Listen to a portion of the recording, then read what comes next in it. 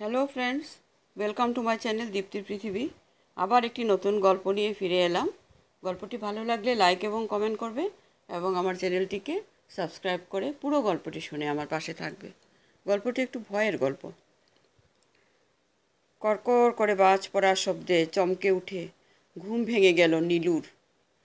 ঠিক এই সময়ই ঢং ঢং করে বৈঠকখানার গ্র্যান্ডফাদার ক্লকে 6টার ঘণ্টা বাজল। বিছানার উপর উঠে বসে নীলু চোখ ডলল। বাইরে ঝমঝম করে বৃষ্টি হচ্ছে, ঝোড়ো হাওয়ার শনশন শব্দ হচ্ছে। হাওয়ার ধাক্কায় জানালার শার্সি মাঝে মাঝে ঝনঝন করছে। হঠাৎ বৃষ্টিতে শীতটা মনে হচ্ছে খুব জাঁকিয়ে পড়ল। হাড় অবধি কনকন করছে। কম্বলটা গলার কাছ অবধি তুলে ধরে সবে আর একচোট ঘুম লাগাবে ভাবছিল। এমন সময় ক্রিং ক্রিং করে ফোনটা বেজে উঠল। অগত্যা উঠতেই হলো। মা বাবা গেছে পিসির বাড়ি। পিসির খুব শরীর খারাপ। নীলুকে অনেকবার বলেছিল সাথে যেতে, কিন্তু কয়েকদিন পরে থেকে ওর টেস্ট পরীক্ষা শুরু হবে, তাই নীলুও যেতে চাইল না। মাও বলল, তাহলে তুই থাক, আমি তো ফিরেই আসবো রাতে। দেখিস তুই একা একা আবার ভয় পাবি না তো? নীলু বলেছিল, হ্যাঁ, ভয় পেয়ে একেবারে অজ্ঞান হয়ে পড়ে থাকবো। ওর কথা শুনে হেসে মা বাবা বেরিয়ে গেলেন। কিন্তু কে জানতো এরকম বৃষ্টি শুরু হবে। সারাদিন পরে নীলু একটু ঘুমোচ্ছিল। রাতের পড়া শুরু করার আগে এখন এই বৃষ্টিতে খালি বাড়িতে ওর একটু ভয়ই পেতে শুরু করলো। সবকটা লাইট জ্বালিয়ে ও শোয়ার ঘর থেকে বসার ঘরে গেল, কিন্তু যেতে যেতে টেলিফোনের রিংটা বন্ধ হয়ে গেল। ফোনের সামনে দাঁড়িয়ে ও যখন ভাবছে কী করবে, মাকে একটা ফোন করে বলবে কি না যে তাড়াতাড়ি এসো, লজ্জাও লাগছে এরকম বলতে। এমন সময় ওর চোখ গেল ফোনের পিছনে রাখা বইয়ের আলমারির কাচের পাল্লার দিকে। পাল্লায় বারান্দার ঘরের দরজার ছায়া পড়ছে অস্পষ্টভাবে।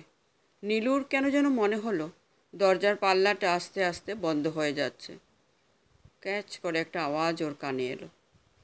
চমকে উঠে ও দরজার দিকে ফিরল। না, দরজা তো খোলাই আছে। কিন্তু ভালো করে খেয়াল করলে দরজার পিছন দিয়ে একটা অস্পষ্ট খসখস আওয়াজ আসছে শোনা যাচ্ছে, যেন কেউ খুব হালকা পায়ে হেঁটে বেড়াচ্ছে। ঠিক এই সময়ই ও পিছন দিক থেকেও একটা সরসর আওয়াজ শুনতে পেল। ওর বুক ধড়ফড় করতে শুরু করলো। দরজার পাশের দেয়ালে বেসিনের পাশে একটা আয়না ঝুলানো ছিল। কোনো রকমে ও চোখ ফেরালো সেটার দিকে। দেখতে পেল টেলিফোনের তারটার স্প্রিংয়ের মতো পেঁচানো অংশটা নিজে থেকেই খুলে সোজা হয়ে যাচ্ছে। ওর চোখের সামনে 1.5 ফুট কেবলটা খুলে 4 ফুট হয়ে গেল। ওই শীতেও ও তখন কুলকুল করে ঘামছে। পা দুটোকে মনে হচ্ছে কে যেন আঠা দিয়ে আটকে দিয়েছে মেঝের সাথে। না পারছে না নড়তে, বা পারছে চড়তে। আয়নার মধ্যে দিয়ে যখন দেখতে পেল টেলিফোনের কেবলটা একটা ফাঁসের মতো হয়ে তার গলার দিকে এগিয়ে আসছে, তখন মনের সব জোর একত্রিত হয়ে নীলু দরজার দিকে দৌড় লাগালো। দরজা অবধি পৌঁছে একবার চকিতে পিছন দিকে তাকিয়ে দেখলো, কই না তো, টেলিফোন তো তার আগের মতোই আছে। নির্বিষ ঢেরা সাপের মতো তারটাও তো ওই যে পেঁচানো অবস্থায় পড়ে আছে। দরজার সামনে দাঁড়িয়ে পড়ল নীলু। বাইরে ঝড়ের আওয়াজটাও কমে এসছে যেন। বৃষ্টির আওয়াজটা একটু ব্যাকগ্রাউন্ড নয়েজের মতো শোনা যাচ্ছে, কিন্তু একটু কান পাতলে সেটা ছাপিয়ে একটা সুই সুই আওয়াজ শোনা যাচ্ছে, খুব মৃদু, যেন দাউ দাউ করে জ্বলা আগুনের আওয়াজ। সাবধানে, অতি সাবধানে দরজার বাইরে মুখ বাড়ায় নীলু। বারান্দার ঘরের আলোটা জ্বলছে না। সেই আধো আলো আধারে দেখতে পেল শূন্যের নিচের দিকে দুটো লম্বাটে সবুজ রঙের আগুন পাশাপাশি জ্বলছে, নড়ে চড়ে বেড়াচ্ছে। তাড়াতাড়ি করে হাত বাড়িয়ে নীলু আলোটা জ্বালালো। বাদামি রঙের ওই বেড়ালের বাচ্চাটা না, সেটা কি করে এলো এখানে? কালকেই তো ভয়ে বুক ধড়ফড় করে উঠল নীলুর। কোথা থেকে ওটা এসে জুটেছিল কে জানে।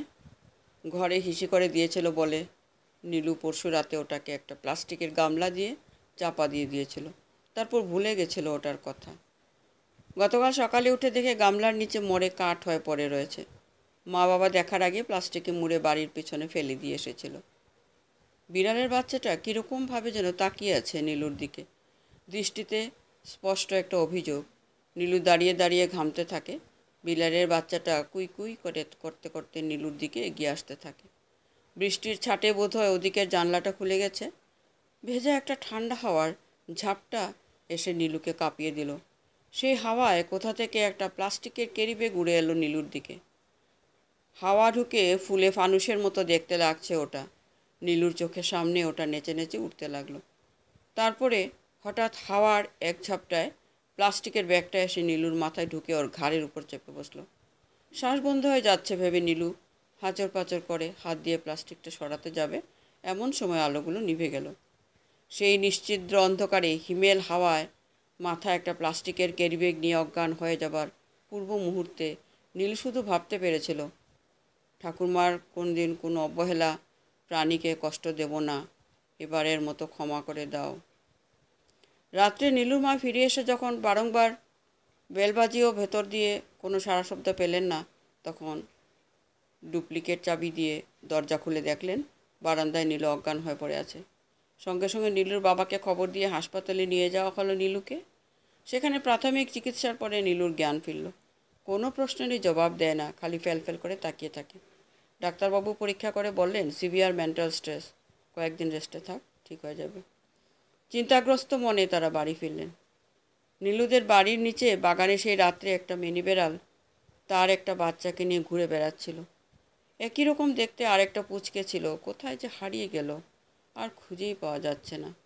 ওয়া ওয়া করে কেঁদে কেঁদে সে তার হারিয়ে যাওয়া বাচ্চাটাকে খুঁজতে থাকে। নীলুর মা চমকে উঠে নীলুর বাবাকে ডেকে তুলেন। শুনছো, দেখো, বিড়ালটা আবার কাঁদছে, কাল রাত্রের মতো। আমার নীলুটার কোনো অকল্যাণ না হয় আবার। নমস্কার, আজকের গল্প এখানে শেষ করছি।